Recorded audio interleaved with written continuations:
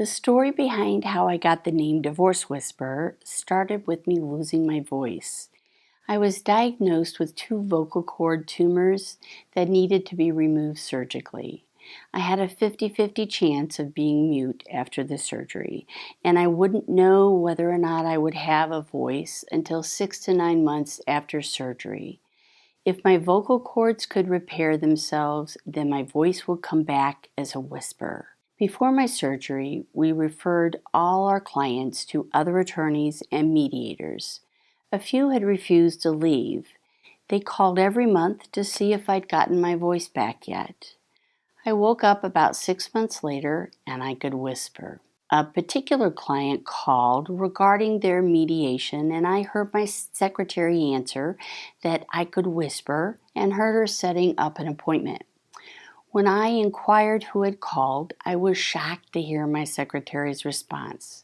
It was a particularly difficult couple that I had worked with before the surgery. This couple was difficult because the wife had an affair, and the husband wanted to punish and shame her for it. So when dividing property, every time the husband asked for a particular asset and his wife agreed, the husband would launch into a verbal attack, telling the wife, "You'd better give that to me, you blah, blah, blah, blah." I had previously pointed out to him that this tactic was not helping him because his wife would take back her offer when he called her this derogatory term.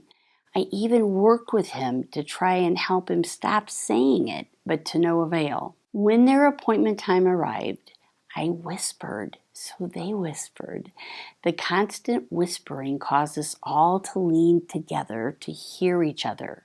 The first time the husband required an asset, the wife agreed.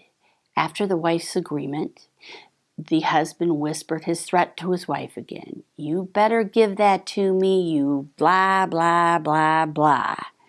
This time, however, the wife did not respond. The husband never called her those words again because they had lost their impact when whispered. We settled all the remaining issues in their divorce in 2 hours. As I walked them to the door, they whispered goodbye and thanked me. I closed the door, turned to my secretary, and said, "How did that happen?"